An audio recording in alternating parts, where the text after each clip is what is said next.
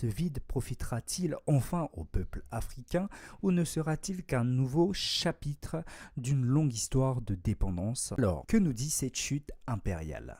Scénario optimiste pour l'Afrique. Le départ français marque une rupture historique. Les États reprennent le contrôle de leurs ressources et diversifient leurs partenariats et construisent une souveraineté économique plus solide.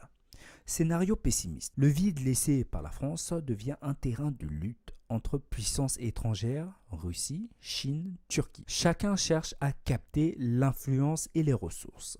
Et les peuples africains restent spectateurs d'une nouvelle dépendance simplement déplacée. Pour la France, c'est une perte majeure. Moins de poids à l'international, moins de relais économique, moins de capacité à se projeter comme une puissance mondiale, une puissance moyenne qui peine à se défendre. En conclusion, la chute impériale n'est pas seulement militaire, elle est économique, politique et symbolique.